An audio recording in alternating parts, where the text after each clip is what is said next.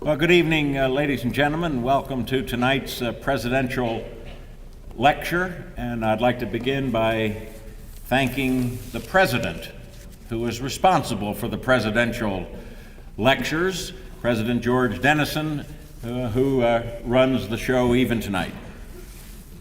I'm Harry Fritz from the History Department, and it's my privilege to introduce tonight's presidential lecturer, Professor Patrick Allott, of the Department of History, and he's also the director of the Center for Teaching and Curriculum at Emory University in Atlanta, Georgia.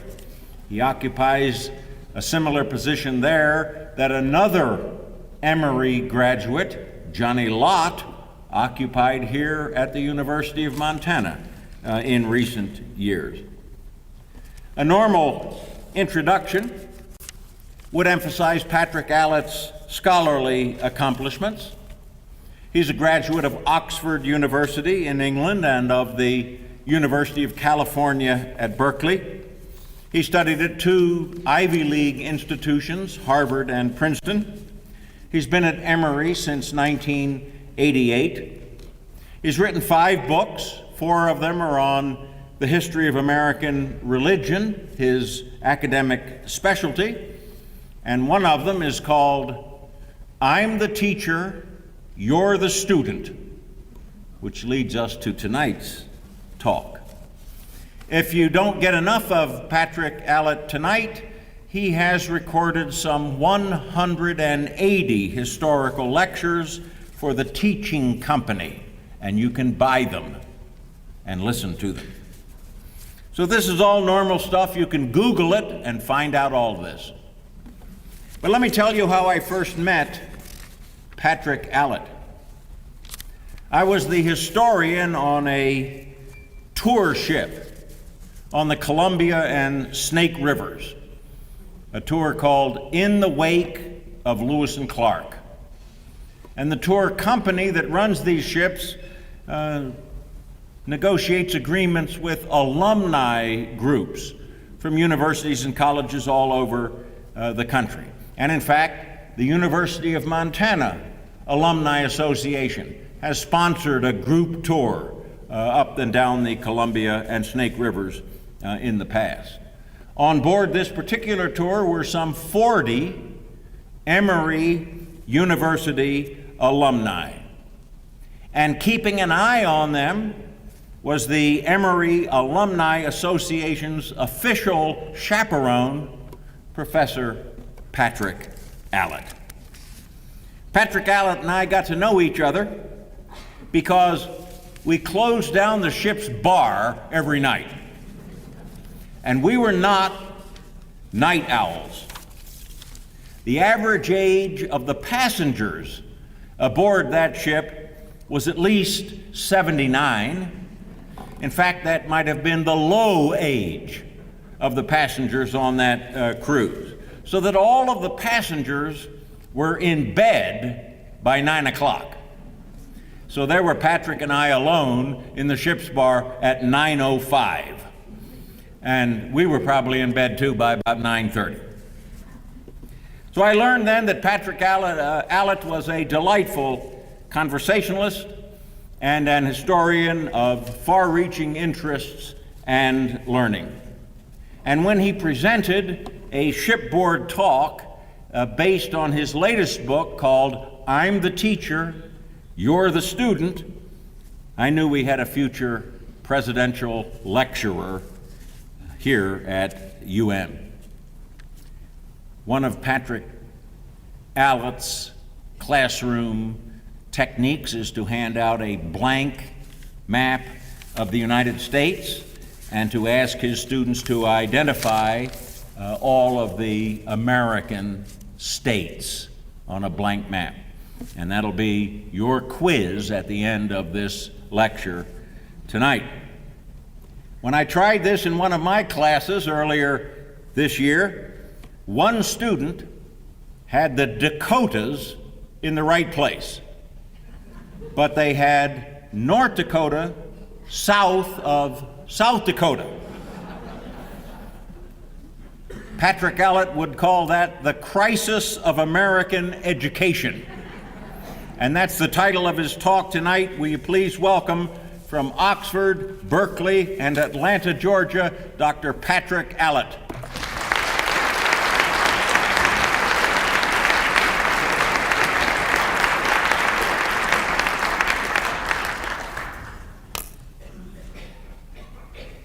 Thank you very much indeed, Harry. It's a very, very great pleasure and a privilege to be here today. I've been in Montana previously, but I've never been so generously feted and hosted as I have been this time. Well, as Harry said, I'm interested in all sorts of aspects of education. And because I grew up in England, I tend to bring to the question of what's going on in education a comparative point of view. Here's something to think about straight away. We're surrounded by education at the moment. Everywhere you go, there are people interested in education and talking about it. And it's easy to forget what a very, very unusual situation that is. There haven't been many periods in the entire history of the world when education was so widespread. If you think about the history of education in most societies, it was always confined to a tiny minority. Most people were illiterate, and that was regarded as perfectly normal.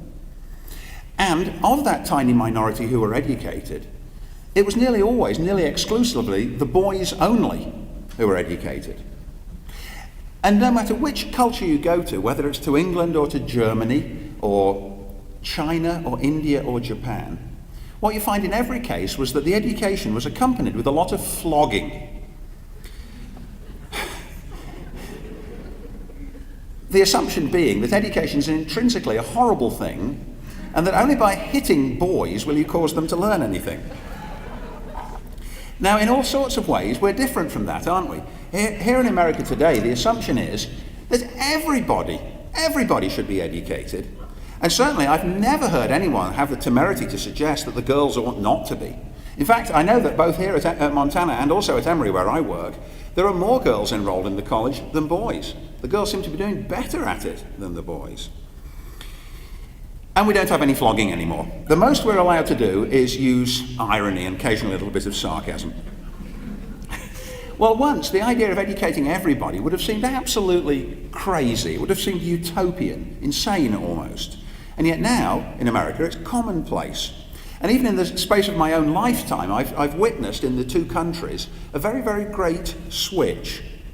When I first came to America, I was born in 1956, and when I first came to America, that was in the year 1977. And I began to meet people who tell me about a problem called high school dropouts. And it was difficult for me to grasp the concept. What did it mean? And my hosts and friends said, a high school dropout is a kid who doesn't even finish school, leaves when they're 16 or 17. And by the hand-wringing and by the sorrowful fall of the tone of voice, it was quite clear that this was a bad thing. Now, my experience in Britain had been this, that the vast majority of kids, the moment they reached their 16th birthday, had a big party at school, came for the very last time, and left and never came back, and never subsequently showed any interest at all in education. And this was true of about 80% of the people of my generation. No wonder it was hard for me to grasp this idea about the dropouts. Now, I wonder if you've had this experience. I bet you have. I mean, in America now, there's an enormous pressure on you all, isn't there, to be educated. And you've probably got parents and grandparents who all hope that you will go to college, and that once you're there, you'll stay there. If you're a parent, you're probably hoping that your kids will stay in school, and so on. This wasn't my experience at all. My grandmother said to me, "Don't go to college. Get a job in the factory." I come from an industrial town in the middle of England. "Marry Julie from around the corner and get a job in the factory." And I said, "But I'd quite like to go to college." She said, "People like us don't do that." Britain's a very, very hierarchical society. It's stratified And my grandmother's view was, college isn't for the likes of us. There's something a bit wrong about doing it. Now, isn't it true that there are people now who are in education who really wish they weren't there? I bet either you are one or you know somebody. Because now the implications of not going to higher education in America are really very grave. It puts you at a terrible disadvantage when it comes to going into the workplace. Even at the college where I work, which is a highly competitive one, there are some students who are there just because they think they've got to be there, or because someone's told them that they should be there. Now, Emory is the place I work. It's a lovely school. The tuition is $32,000 a year, a breathtakingly high figure. You'd think, wouldn't you, that with the price that high, the kids would show up to class early.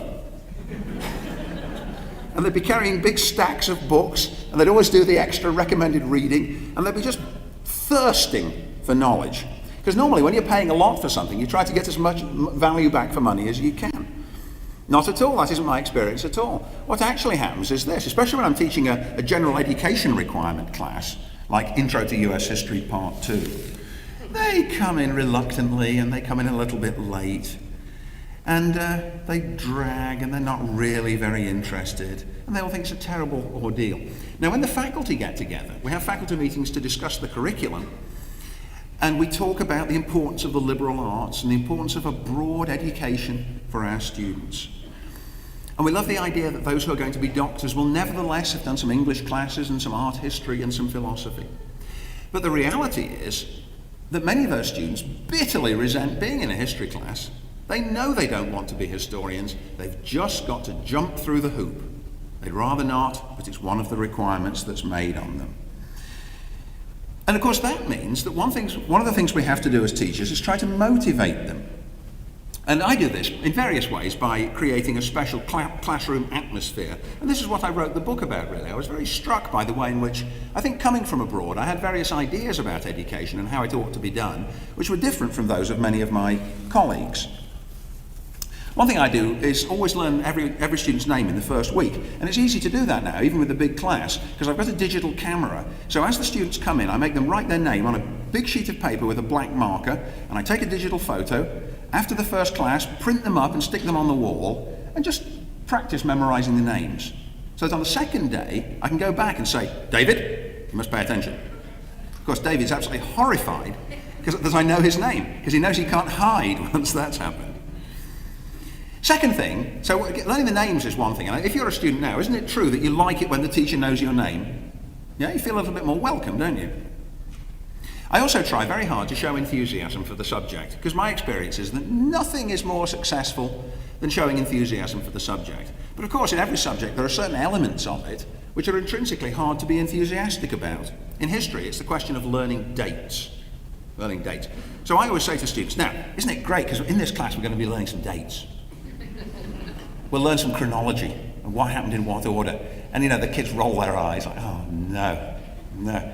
I say, the thing about dates is that they tell you such a lot in such a compressed way. You think about the date 1831, it's just 4 numbers, and yet it's bursting with information. You've only got, if you show someone a photograph and say, look at this, taken in 1927, instantly the 1927-ishness of it becomes vividly apparent. And the fact of it having been taken then jumps out at you with a new significance and vividness. And so I say, isn't it great, these dates? Of course, the students continue to roll their eyes. And I say, they're like little diamonds. They're so beautiful in this tightness. And of course, the students think, oh, idiot. But at least they also think, it is possible. In fact, it's now happened that we've met someone who says that dates are things you can be enthusiastic about. So it doesn't convert them, but at least it sows the idea in their minds that this might be done. Now, what about classroom atmosphere? Again, probably everyone in this room has been in a classroom, been in lots of them probably. And classroom atmospheres vary a lot, don't they? Some of them are very relaxed, some are a little bit tense, and there's all sorts of things going on. One thing I say to students in my classrooms is this: you can't eat and drink, and you can't chew, and you can't wear a hat. And students often say, my family's paying a fortune for me to be here. Are you really entitled to tell me to take my hat off? I say, well, I can't actually make you, But I will be grading the course. And of course, usually that's enough, because they're not temerarious enough to define me. But then I say, even though I can't make you learn, I think I can at least put you in a position where it looks as though you might be learning. I used to be very forgiving about the eating, but gradually I've become more and more stern and horrible about it. And I'm sure you've had this experience as well. Someone comes into class and they open up the Egg McMuffin and start chomping away, or they open a Coke and then they spill it, they're grovelling about on the floor. It's so distracting. So I always say to a student who's eating, or who wants to eat, is eating something you do in your ordinary life? Of course the student says, yes. I say, well, this isn't ordinary time. This is special time. Learning history is very difficult. It's probably too difficult for you, but it certainly needs all your attention. I'm not going to share your attention with that McMuffin. I insist on all of it. And then after that, after the first day or two, when a kid's chewing, she comes in, usually one of the girls chewing, and I just go and stand beside her and say, special time. And because I'm grading the class, they put up with it. Now, my colleagues, many of them, and I'm sure again the same kind of debate happens on every campus. My colleagues say, well, what we want is a comfortable classroom atmosphere. Yes, a comfortable classroom atmosphere, so the students feel good there. And I say, no, what we want is an anxious classroom atmosphere. I don't want the students to be comfortable, I want them to be anxious. Because in my experience, you learn better when you're alert. And nothing makes you more alert than a little bit of anxiety. So, various things happen. Here's something else I always do in my class. On the very first day of class, I hand out the syllabus, and one of the things it says there is, this is the Monday, and it says, on every Friday we're going to be discussing assigned readings, and you're required to read the article or the book carefully beforehand, and be ready to answer questions about it in an intelligent way. And therefore you can't do the reading at the last minute because there's too much of it, and so on. Then on the Wednesday I say, are you all ready for the reading on Friday, or will you be ready? Yes. Then Friday comes, and I pick somebody out, and I say, Jane, what does the author say about the causes of the New Deal? And if Jane hasn't done the reading, she goes,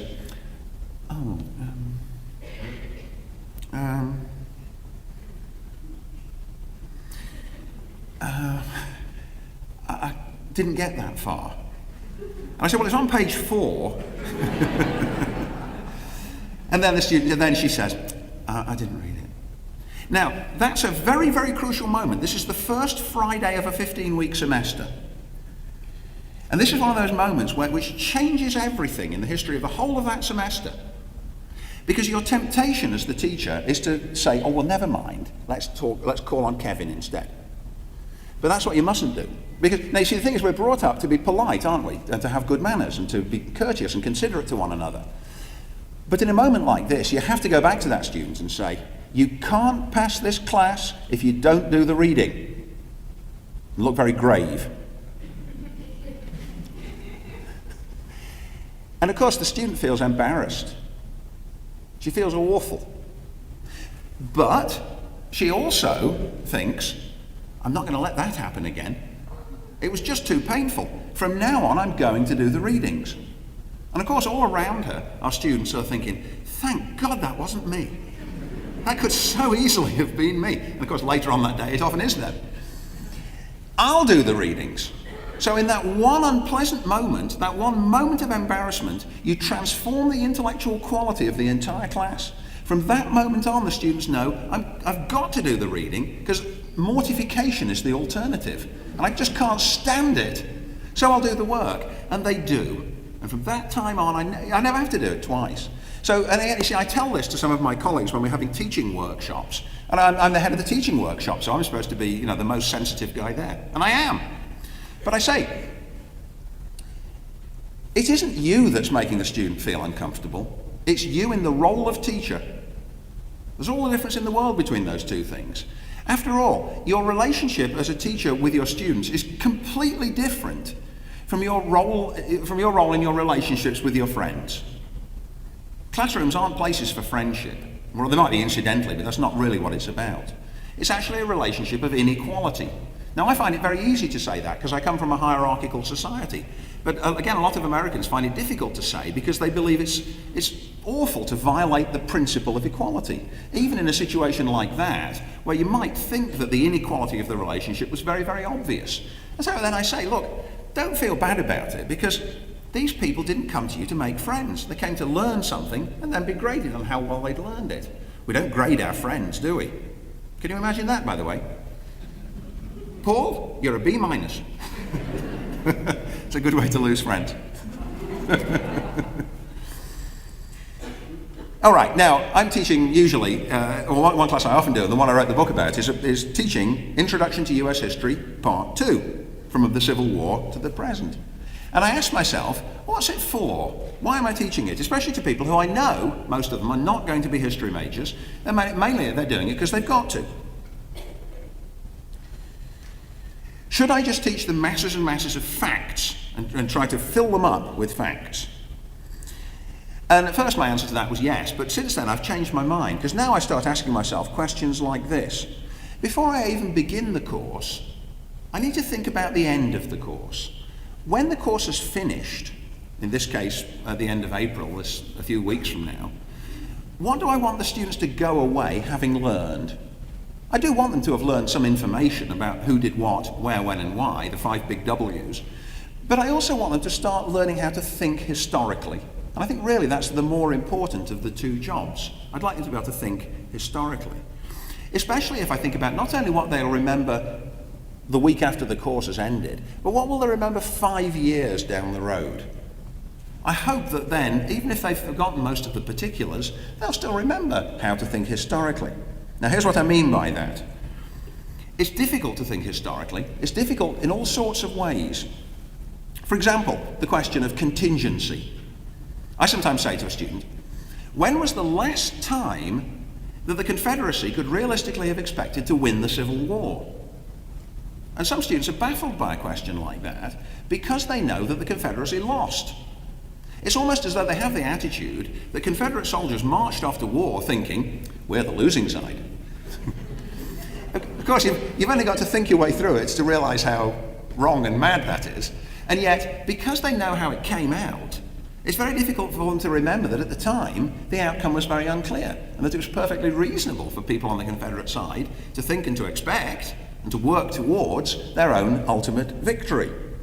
Because students also find it hard to remember that in 1863, these people did know what had happened in 1862 and 61, but had no idea at all about 64 and 65. It was a wide open future to them. And it's hard, isn't it, to think of 1865 as the future, the unknown. But of course, you've only got to say to a student, tell me about the events of 2010. And then they grasp the point. But thinking in this way is a challenge, it's difficult to do. I think that the chronology is very important, this matter of the dates. You need to understand the sequence in which things happened, else you can't possibly grasp it. Now, I also teach them this, that history is not the struggle between right and wrong. It would be nice to think it was, but it isn't. Which of you, can I see you? I can just about see you. Which of you watches episodes of Law and Order on TV? You all do. Come on, put your hands up. You all watch it. Right. Unless you absolutely haven't got a TV. Now, isn't it? It's a great show, isn't it? I love it. I'm addicted to it. And here's what's so nice about it. At the beginning of the hour, you witness the murder. And then you watch the detectives work out who did it. And you see them follow a couple of false leads. Then they get the DNA evidence and the ballistics. And the lieutenant sets them straight on something. And then they go, okay, we're going in the right direction now. Then they pass the case over to the district attorneys. And as the hour ends, you hear the foreman of the jury say, we find the defendant guilty. And then the credits come up, or Jack McCoy makes one farewell remark. And it's incredibly emotionally satisfying, isn't it? Because it's melodrama. That's why it's so satisfying. It's the triumph of good over evil. The world's thrown into consternation by the murder, and goodness and decency are restored by the conviction. History's not like that. It isn't the struggle of good against evil. I keep telling them, it's the struggle of good against good. A much, much less emotionally satisfying thing to do, and nevertheless one that's true. And again, the American Civil War is an obvious case in point. It isn't that just as the Confederate soldiers didn't march off to war saying, we're the losing side, so they didn't go off saying, we're the ones who are morally unjustified. You see, it would be nice, wouldn't it, to think that they were, because then you could imagine the TV recreation of it in which good wins and bad doesn't win. But actually, it wasn't like that, because the Confederates said, we're the ones who are right. And the Union said, we're the ones who are right. And they killed one another in huge numbers over it. History is difficult like that.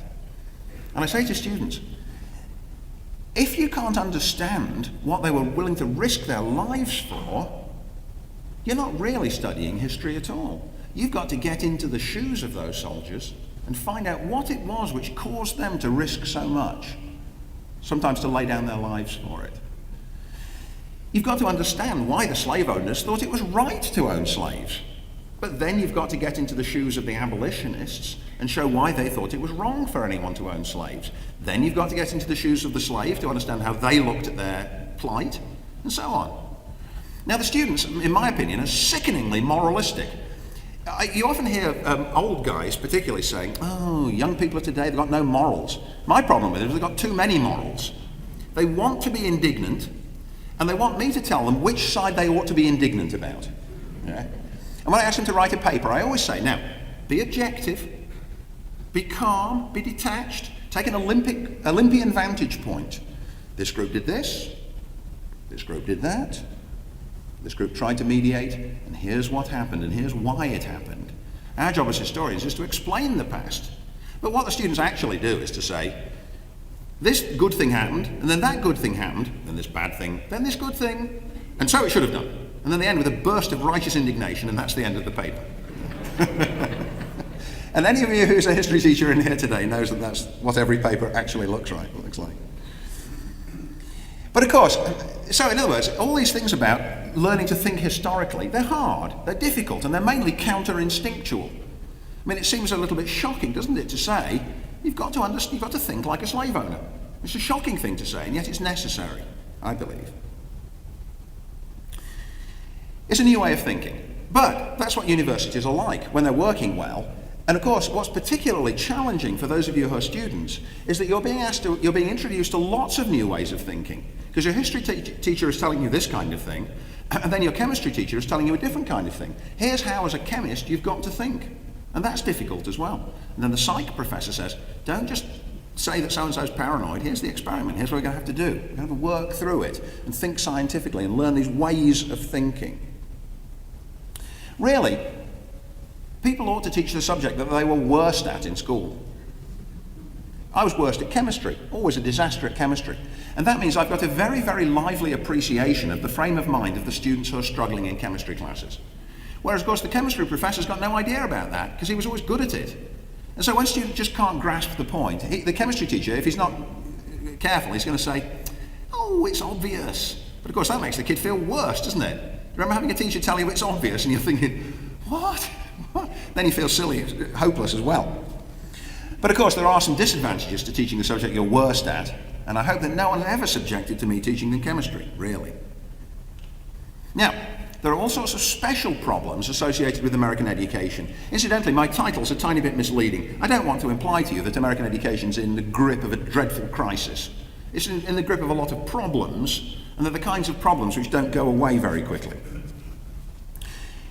The first thing is reading aloud. Again, let me look at you. Which of you loves reading aloud? 1, 2, yeah, it's about 500, right. Here's what happens in American schools. When you're learning to read, at some point when you're in first or second grade, your teacher makes you read aloud. But once you get to the point where you can read without moving your lips, that all seems to stop. And the result is that when your teacher in college asks you to read aloud again, you pick up right where you left off. I always say to students, read this passage, and it's staggering to me how bad they are at it. One of my colleagues, Marcus Collins, teaches a course on Irish history, and he's very passionate about it as well. He really wants to get the students to feel the emotion. And of course, in Irish history, there's a great deal of emotion, a lot of misery.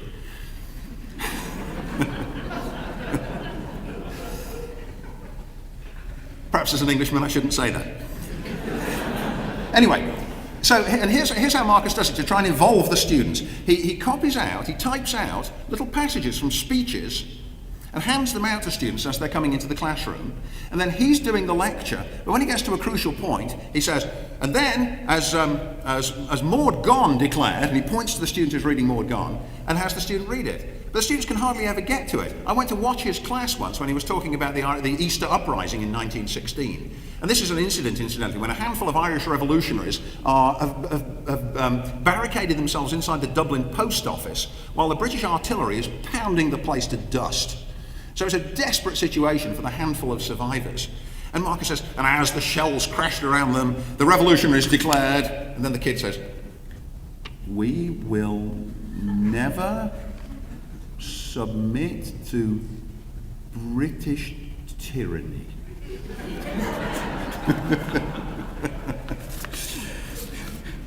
Poor guy, you know, he tears his hair out. Don't think it was said quite like that. Now, here's another thing. What is it about students and dictionaries? Why do students hate dictionaries so much? You've all had the experience, you're reading, and you get to a word you don't know. And you think, well, in fact, what happens is there's an angel on this shoulder says, go and look it up in the dictionary. But a different kind of supernatural being on this shoulder says, don't bother. And this is the one who wins, isn't it? Yeah. In the book, I mention a case where I teach a class on environmental history, the history of the relationship between the people and the plants and the animals and the landscape and the wind. And I asked a student to read a passage aloud, and she was reading it badly, and then she stumbled over the word lacustrine. Lacustrine. So when she'd finished, I said, what does lacustrine mean? And she said, sorry, what did your dictionary say? I didn't look it up. But so I said, I told you to look it up. I told you to look up the words, didn't I? Yes. All right then. She said, well, I just thought I'd rely on the general sense of the passage. What is the general sense of the passage? Don't know.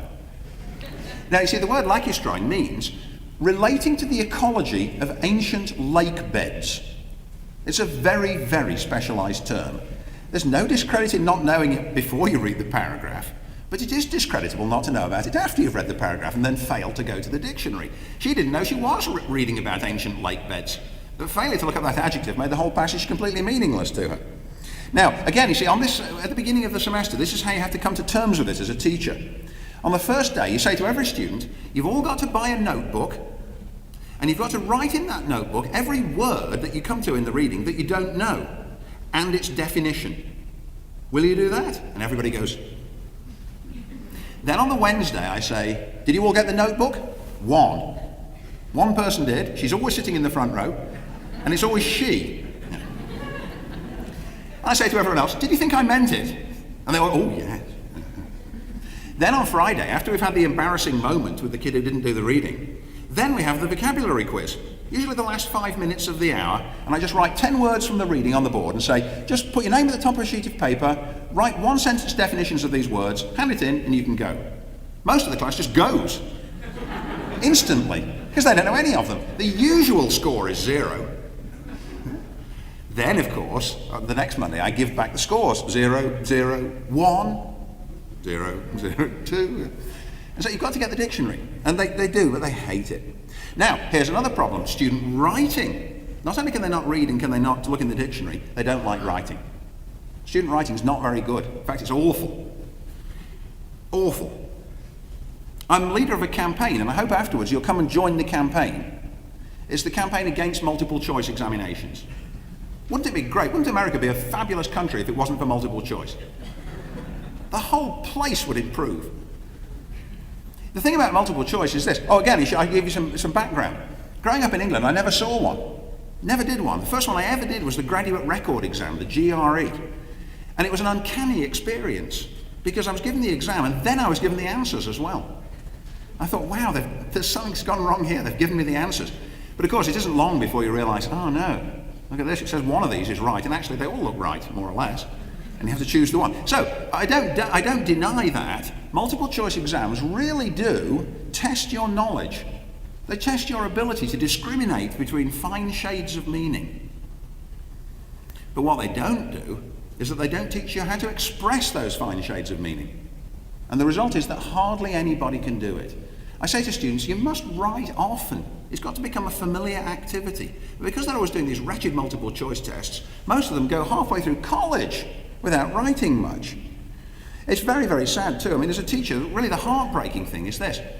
When you gather in a group of papers from a class and you're reading through the wretched prose, when you come to a good one, your first thought is, it's probably plagiarized. It's terribly sad, isn't it? And yet it's true. And again, those of you who are teachers will know this is true. Now you see, students, but on the other hand, it's very easy to catch the plagiarists. It's usually pitifully easy. Because what happens is, that the students they're not evil people, they're procrastinators. And so they get to the point where they've got to hand in something and there's no time left. So they think, I've got to write something about this. So they go onto Google and they put in the principal noun from your question. And the first website that comes up, they click onto that, and then they copy out from it. These days, it's often Wikipedia. So that when I see the paper, and it's way too good to have been written by the student, I go on Google and put in the same noun and go straight to the same site. Now, you also probably know that these days there are sites which help students to cheat. There's a site called collegesucks.com. And what they do there is that it's a kind of bank of papers. And so you think, all right, what's the principal noun? All right, World War II. And you go through it until you find one. That'll do, and you hand it in. And the teacher thinks, it's not very relevant to the question I asked. And this is a teacher who doesn't know about college sites. But there's also a site for teachers called howoriginal.com. Howoriginal.com. And so the teachers go onto that. Now, the word is that the same company runs both sites. That they're simultaneously helping the cheaters and the discoverers of the cheats. That's playing both sides, isn't it? Yeah. All right. The thing about writing is this. I also say to students, which of you keeps a diary? And, one or two out of a class of 50 got to keep a diary. And I say, you all should keep diaries. And those of you who are students here now, let me say it to you as well. Keep a diary. Because you're going to be absolutely astonished when you read it 20 years from now about what you were like back in the year 7. It'll be astonishing to you. You'll read it, you think, God, was that me? Everything I believed then, I don't believe now. Look at what I was interested in. Look what I was worried about. Look who I was in love with. I mean, in every way. It'll be a fascinating document, and with the passage of each year, it'll become more amazing to you. So it's good in that way, and it's good because it'll teach you to write. Writing's like most activities. It's like being a concert violinist. Have you all heard someone playing the violin for the first time ever? Sounds horrible. That's what student writing is like. But if you do it often, you get better at it, and it has immense benefits for your whole education, really transforming benefits to making your work better. All right, well now I've done a lot of grumbling, but I don't want to imply that I don't think it's a good life. It's a great life being a college professor. Best possible career anybody could have. I love it, and I love being with the students, because they're young and healthy and optimistic and full of hope, sometimes full of dizzying utopian schemes, but they're great to be around. It's a rejuvenating reality. See, the thing is, if you're a doctor, you spend all your time with sick people.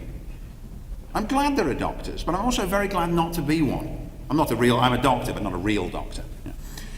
If you're a real doctor, your patients either die or get better, but in either case, you lose touch with them. Whereas I'm in touch with them when they're healthy. If you become a lawyer, you're always working with people who are in conflict. We don't have to worry much about that. A bit about grades, but not very much. It's a lovely, lovely way of life, and I counsel you all, become professors. Pay's great as well. Now, one of the things you really could call a crisis in contemporary education is the cost. Hard not to be concerned about the cost.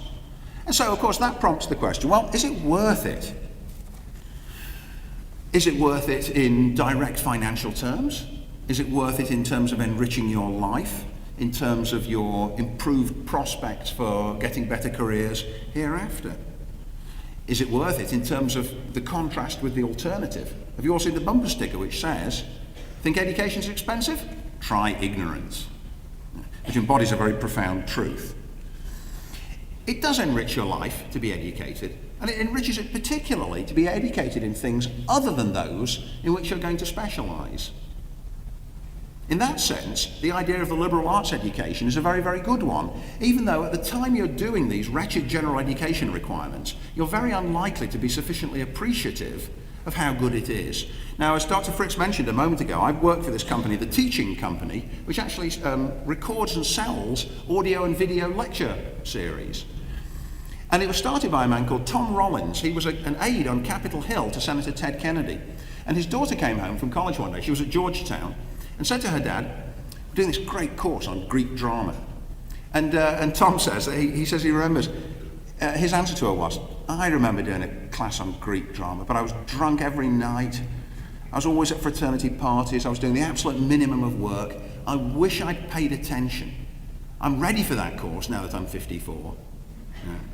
And based on this insight, he set up the company and began to look for professors who he thought would be interesting to record lectures, which he now sells to an audience, most of whom are in their 40s, 50s, 60s and 70s. And it's become an incredible success for him. He's built a very, very successful company called the Teaching Company. So he's right that in the long term, it's very enriching. Now, what about the cost? It's particularly surprising, perhaps, that not only is it very expensive, but that also a lot of it is defiantly impractical. Your teachers are constantly telling you in the liberal arts it's not relevant in a utilitarian way to what you're going to do later. And of course, only a very, very wealthy country like the United States could even think about doing something like that. To go to Emory, where I work, the total cost now for someone who's paying full fare, which is about half, is about $200,000. The tuition alone is $32,000 per year, and then you've got to add in all the other expenses which go with it. So it's a staggering amount. But a few miles away, down in downtown Atlanta, there's Georgia State University. And there the tuition's about $4,000, and all other costs are commensurately much less, especially if you live at home. So you can certainly graduate from 4 years at Georgia State having paid about $20,000. Does that mean that Emory is 10 times as good? The answer is definitely no. After all, there are parents who assume that all the good faculty teach at the private schools and all the not so good teachers teach at the public schools. But that's not true. What actually happens is that faculty hiring is a very random business in which all sorts of factors are involved, but it certainly is not the case that the star teachers are working at the private schools. They might be, but they might equally not be. Is Emory even twice as good as Georgia State? That's possible. It might be true. The classes are much, much smaller. Every individual student is given a lot more attention. There's a better student-to-faculty ratio, and the facilities are world class. But this is odd too, isn't it? I say to the students, one of the things you're paying for is access to the faculty. Come and talk to us. They never do. Or they do if they've got a complaint about a grade. Can I have a B? Let me have a B. They don't come and talk about the life of the mind. They don't come in the third week of the semester and say, "I'd like to challenge you on that remark you made about Theodore Roosevelt."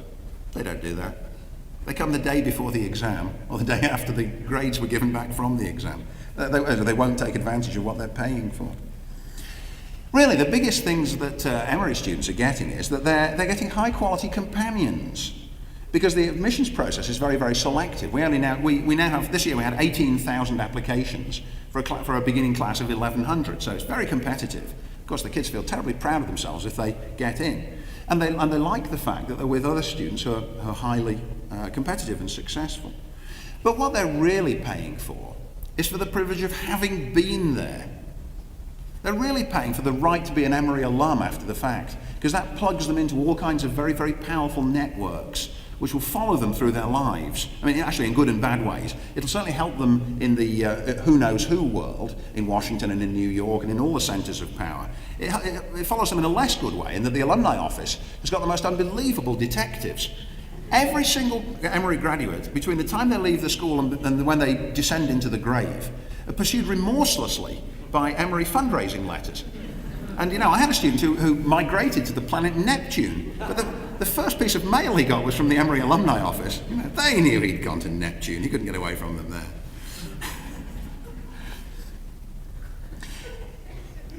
So really it's a matter of snobbery in part. You pay for the right to have been there, and people will pay an incredible amount for it, a staggering amount. And yet, you've only got to think about human behaviour in all sorts of other areas to know how common it is. Nearly everybody wants to drive a car which is bigger and better than it needs to be. If you drive a Rolls Royce, it's probably 100 times as expensive as a working car needs to be. And yet there's always people out there who are willing to do it. But here's what education's really all about.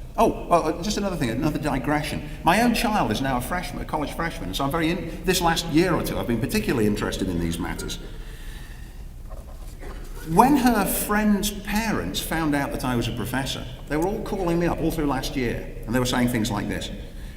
She's very, very bright. Shy, sensitive, but good, dedicated, hard-working. Do you think she should go to Swarthmore or Haverford? Which will be the better fit if she wants to be an art history major? I haven't got the faintest idea. Having only met the kid, once at a 14-year-old's birthday party when she was shrieking and giggling. And so what I would usually say is, you can't do better than Georgia State. But of course they didn't want to hear that. They're so geared up to spend the hundreds of thousands of dollars, they've already gritted their teeth adequate to that task, that it's just terribly deflating to have me telling them something so different from what they've imagined. But look, here's what it all comes down to with education. You educate yourself. If you're going to be an educated person, you're the one who's got to do it. By far the most important matter in education, at every level, is your own attitude. If you care about it and you want to learn, you will. And if you don't care about it and haven't got the right attitude, you won't. The place in which you're doing it, and the people into whose company you're brought, and the particular teachers you've got, and the teaching technologies you've got access to, and the quality of the library, all those things matter a little bit, but they're infinitesimally significant by comparison with your attitude. The whole history of the world tells us this, the whole history of education. People who wanted to learn have overcome the most incredible obstacles in order to enable themselves to learn. Whereas privileged people who just didn't want to never really have learned very much at all. That's what it's all about. And that means that if you're in class, you've got to do more than the basic assignments. People who fulfill all the assignments, even those who then get an A on the exam, haven't really educated themselves, because all they've done is live up to the requirements. You've got to go beyond that, else you'll never really be an educated person. And you've got to want to do it, not for some ulterior motive, but for its own sake. And in every generation, there are some people who do it. Not very many, just a handful in every generation. They understand that the civilization they belong to is a very, very lovable thing. And they learn to love it, and they learn to think more and to work more in finding out about it. Now, I'm going to finish with an anecdote, because we hear so many news stories which make us think, everything's going wrong, the Japanese kids are better at math than we are, in all sorts of ways we're falling behind. Back in 1987, a philosopher called Alan Bloom wrote a book called The Closing of the American Mind. And it's a great long howl of woe about how dreadful American education is. And a bitter denunciation of the brutal vulgarity of the students with their horrible Walkmans and their horrible rap music and their loathsome fashions and their swaggering indifference to education. And as you read Alan Bloom, your heart sinks and you think, the American mind has closed.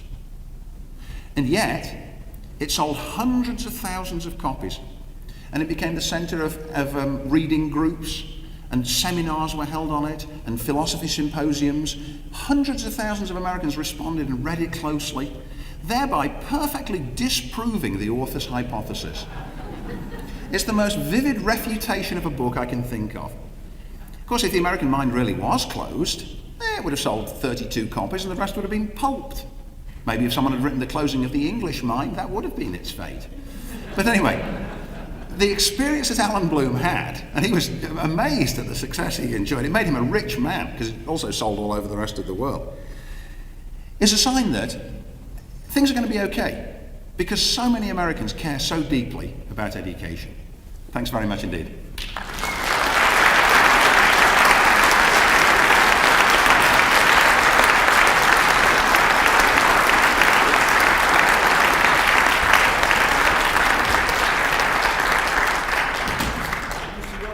Well, I'd be very glad, actually, if the house lights could come up a bit to make it easier for me to see people who are asking questions, if that's possible for the people in the booth.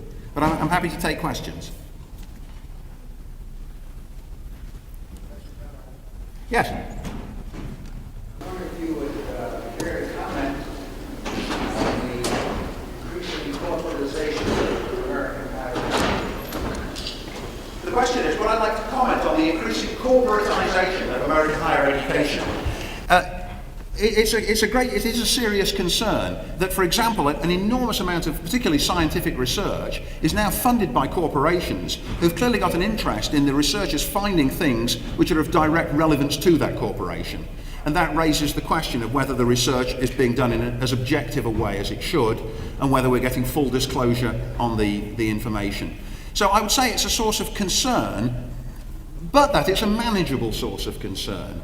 After all, American scientists themselves have usually been through the graduate programs where they learn the protocols of their discipline, and the people whom they generally care most about are their own peers, and they know that their work will be subjected to peer evaluation, and therefore there's an enormously strong incentive on them not to fudge it, or not to bias it in the direction of the funding agency which came to them in the first place. And I do think that the high academic standards which particularly the scientists preserve is a safeguard against that possibility. On the question of, another possible meaning of your question is the rise of organisations like the University of Phoenix, which is a mail-order university teaching mainly highly practical subjects. Although I have heard that recently it's got into a little bit of trouble. I don't mind about it because there are people for whom it's appropriate, and I certainly think that vocational education's got a vitally important part in national life. It might even have perhaps a bigger part than it does have now. But college teachers themselves aren't going to be displaced because there's something we can offer to students which they can't get except in the actual environment of a classroom. Back in the 1950s, in the early days of television, there was a wave of concern among teachers that teaching machines were going to do away with them. That all that was going to happen is that a TV would be propped in the front of the room and a talking head would replace the professors. But it never caught on because it's completely uninteractive. And even technologies which are alleged to be much more interactive aren't. So college applications, far from falling, are still rising. The condition of education in that sense is very, very healthy. Yes? Would you care to comment on No Child Left Behind for the younger kids and what you think the impacts could be going into higher education? The question is, would I like to comment on the No Child Left Behind Act and its impact on those students' later entry into higher education? The great difficulty with it is, which you can see even in the slogan itself, is that so many kids want to be left behind. Not in the sense, they don't put it to themselves that way, but the reality, you see, the reality is the same at every level. You've got to want to be educated. And there are many, many parts of the American population whose children are not enthusiastic about it. They live in circumstances where they're not particularly encouraged to love it, and in some cases it's even risky to them, and they risk the ridicule of their friends and peer groups if they show too much enthusiasm for it. Even at Emory, where I work, an elite school, I've often had girls say to me, I have to appear less intelligent than I really am. And that's even from families where education's the great god. Yeah? Think of how much worse it must be in an environment where you're growing up not surrounded by books and not with any encouragement.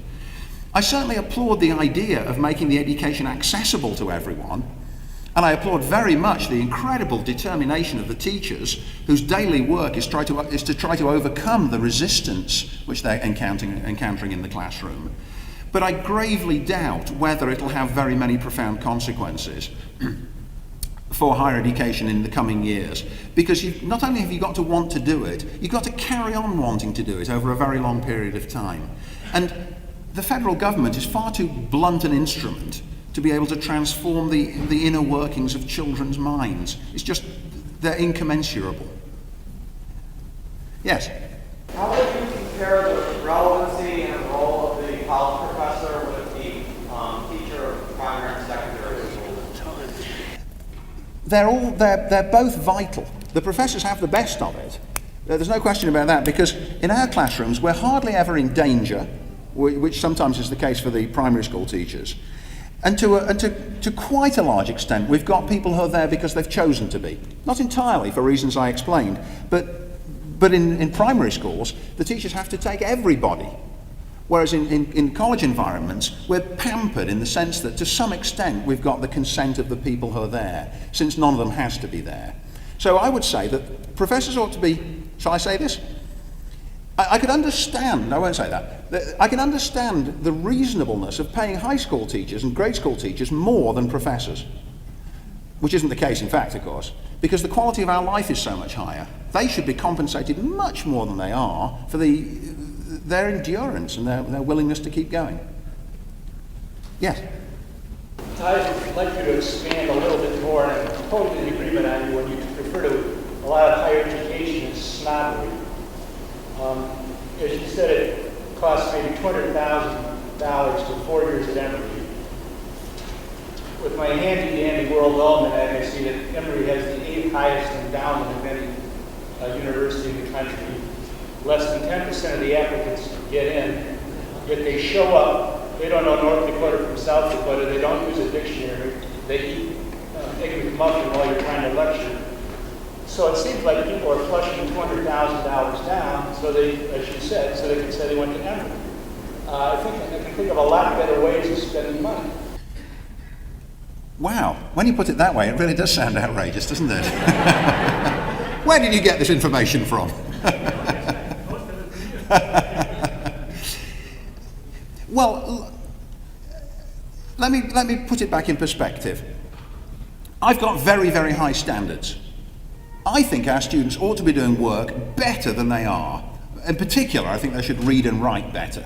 Well, I agree. I mean, someone going to one of the top 10 schools in the United States ought to be able to read and write. And well, they're paying $200,000 and they're struggling at it. We have a crisis in American education. Yes, but it's also true that they think that they're good at it. And it's also true that they get better at it the longer they stay there. In other words, what actually happens in these courses is that I work with them constantly and unremittingly to force them to do more of it if they want to get good grades. And the great virtue of our students, I think, is that they're very, very enthusiastic about getting good grades. In fact, I'm teaching classes which are just chock full of valedictorians. They don't want any grade other than an A. And they do come to see me in office hours to say, I'm just checking up on my A. It's almost as though the A is a domestic pet. And that I'm keeping it safe while they do something else until the end of the semester. Literally, they're coming to check on how it's doing. So I say, well, you've got to earn it. And most of them take the view, all right, I will earn it. So it's often true that in the course of a semester, by dint of my unremitting efforts to make them do this work, they will do it. They will rewrite papers. Sometimes I say to them, you read that passage aloud so badly, I'm afraid you've got to do it again. The kid will read it again. And then I say, and we won't hear it again at the beginning of class next week. The kid will do it again. They'll do anything I ask them. Well, within reason, and I'm a very reasonable person. So that, by the time they graduate, most of them are in fact capable of doing these things. It's just that I continue to believe that they could do them better. I mean, I had another fascinating moment. We have a summer school in Oxford in England, which is where I was a college student myself. And every year we take a summer school there with about 40 students. And I teach a class there on the history and architecture of Oxford, the history of the city itself. And the first year I did it, I'd take them around, we'd tour around some of the lovely old buildings. Some of them are medieval and a lot of them are 400 or 500 years old. And we'd stand in front of one and I'd say, now look at the mullions and look at the tracery and so on. And the kids would go like this. They'd glance at it, even though they'd come across the Atlantic to look at it. So then I started making them draw them. And we'd all sit down in the street with drawing pads and we'd all actually draw the buildings, because then they've really got to look at how they're constructed, how they're put together. And they hated it, most of them. The one kid who's a fine art major loves it, you know, she does beautiful drawings. Most of them hated it. But they did admit after the fact, oh yeah, if you draw them, you've got to notice. And look how much better the 8th drawing is than the first one, as I've become familiar with this kind of task. There's no question that repetition of tasks is a very, very helpful thing. Now we know that, just as everybody can learn to read, unless they've got very severe educational problems, and everybody can learn to sing, even though there are people who say, I can't sing, I've got a terrible voice. It's not true, everybody can sing. Everybody can draw. It's just that they never practice, and so it looks as though they can't. It looks pitifully childish, but it needn't be. Now, I'm serious about the multiple choice, and I do believe that the American population would take a quantum leap upwards in its literacy if only it would get rid of the multiple choice. Quite apart from anything else, have you ever wondered who makes up the false answers? There are people in America whose job is to make up wrong answers. Where are those people? Yeah, it can be done. And so, and we are doing it. It's just lamentable to me that it isn't done at the level I think it might be. Yeah. Go ahead. Do you have any feasible solutions to how we would overcome the social and economic burdens placed between poor and rich families? Because many of us at this university in particular come from poor families, and going to some place like Emory is completely unobtainable. Well, as I said, we only make about half the students pay full fare. And because Emory is so rich, it's got an endowment of several $1 billion, we're able to pay the tuition of a lot of students. So admissions are so-called need blind. In other words, when we're doing the admissions, we don't look at income at all. When we've admitted students, then we look at the family's income. If it's $50,000 a year or less, we give the student all the tuition and living allowances so that they'll be able to come and not go into debt. And if the family's income is from $50,000 to $100,000 a year, we make sure that they don't go into debt beyond $15,000. See, so in that way, we're able to make up a class of people from across the socio-economic spectrum, even though the top half of it is going to still be students from rich families. But obviously, Emory is exceptionally lucky in the sense that it's got the kind of money to be able to do that. But of course, so that means it's only ever going to serve a minority of students. But someone in your position, having been, are you a student here now at UM? Yeah, all right. If you do it right, you'll be just as well educated here as you would have been if you'd come to Emory. So there's no question that the professors are just as good here, but what you've got to do is go and see them regularly in office hours and talk with them about ideas and read all the books they've assigned and think, I should read a bit more about this, it's just so interesting. That way you'll come out with just as useful a degree as any one of your contemporaries who's been to the Ivy League. You really will, because the incentive is on you. Not you only, but you all. Yes? It seems to me that somewhere along the line, before students get to Emory or UM or wherever, that we've missed the boat in preparing them at the junior high school level. Do you have any suggestions about what this country could do to improve its education system below the college level? Yes. Parents should read to their children. We know for a fact that one of the very best indicators of long-term academic success is learning to love reading early on. And that the way you learn to love reading early on is by having your family read to you, because then you have all kinds of positive associations with the written word and your sense of closeness to your parents. So it would certainly have a benign effect on American education were more families to buy more books and spend more time in reading aloud together. Reading aloud, as I said, it's one of the things I grieve to see how little it's done. It's still possible, in fact it's easier today than it's ever been in the past, for families to read aloud together. They could do it, and I'm sure there are some who do. People like the homeschoolers are very keen on this because they know it works.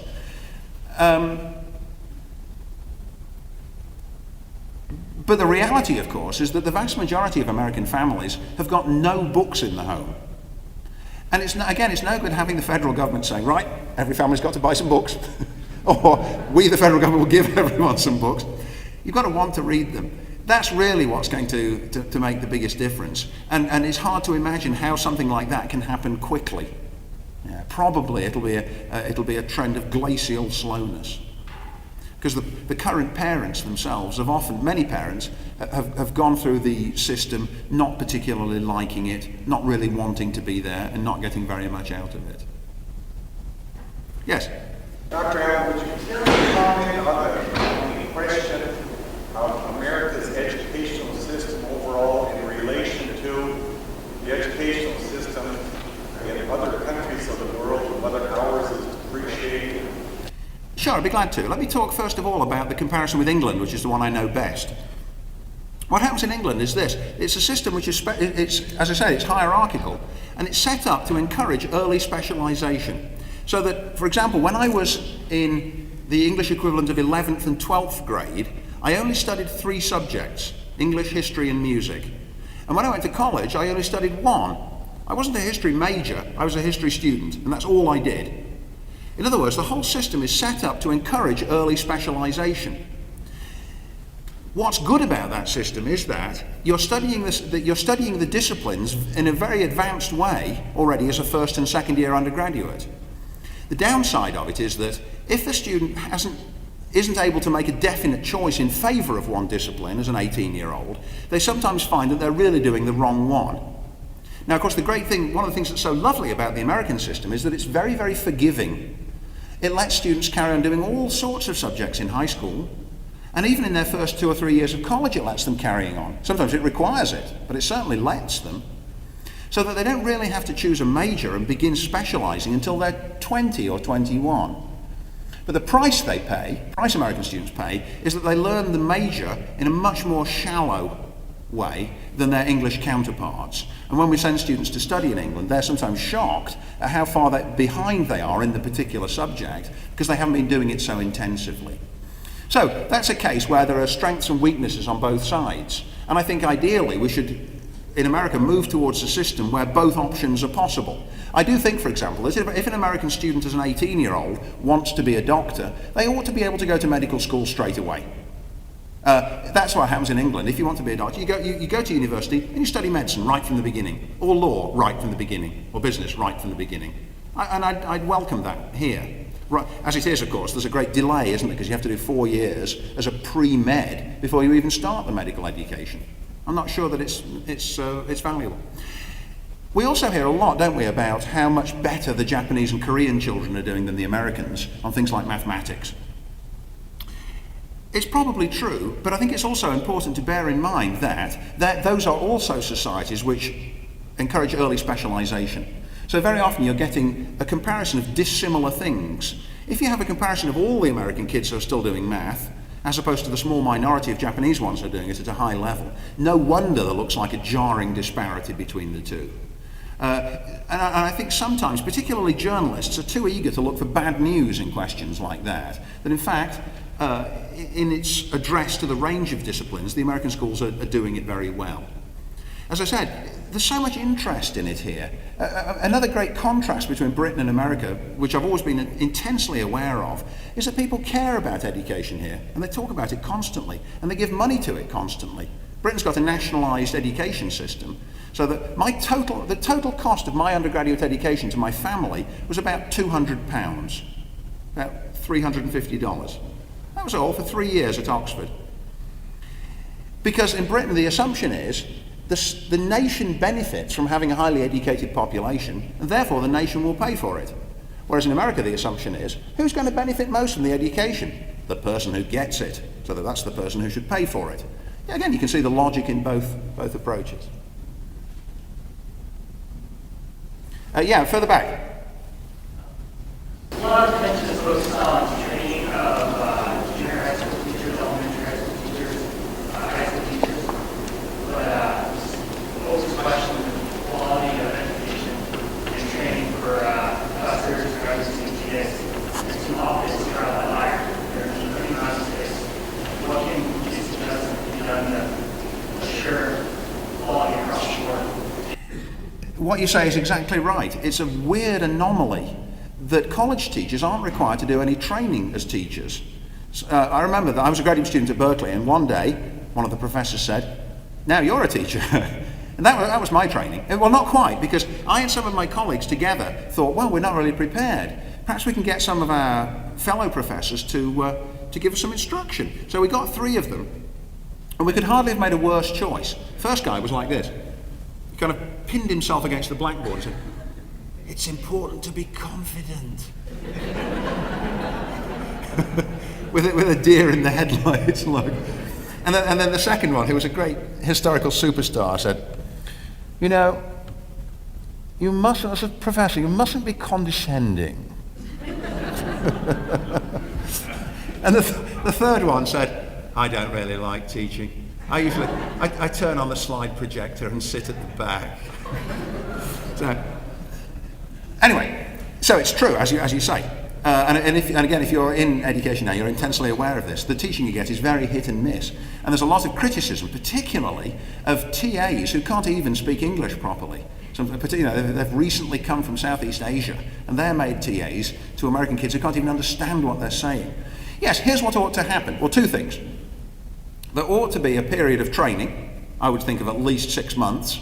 But of course, it's hard to imagine how, because personnel issues would come out of it, but it's certainly necessary and ought to be done. Then there ought to be very close supervision of teaching assistants as they're working in the classroom for the first time, to see whether they can in fact do it and to help them get better at it. And if the university is bringing graduate students from abroad, it ought to give them language exams when the actual person is in front of them. Because there's a lot of cheating going on, again, particularly in Asia, where students get someone who's much better at English than they are to take the English exam, to give the illusion that they can do it. Then they come to America and have to teach a class and they really can't do it. So those are 3 immediate reforms which ought to take place. Yes? It's no longer true that many college teachers are trained without many graduate programs now. When they get students, in lighter, for example, in philosophy, if they admit you in the doctoral program, they give you an assistantship, and you are a teacher, TA, or a supervisor for 3 or 4 years while you're there. So, since the early 60s, they've become recognized the importance. And I was on a fellowship, and I gave it up last year to take an assistantship, so I couldn't get some teaching experience because I didn't have it. But now that is standard practice. They rarely do those anymore. They usually give almost all, at least in the area of philosophy, the top schools. Everybody who gets in gets an assistantship, and they get supervised training for 3 years on the university. So they have to recognize that. Yes, I should clarify the previous answer by saying that different schools address this problem in different ways. There are places which are scrupulous about training, but there are still plenty of others which seem not to be, and where the question of the kind of teaching assistant you're going to get remains very hit and miss. Well, folks, thanks very much for coming out tonight.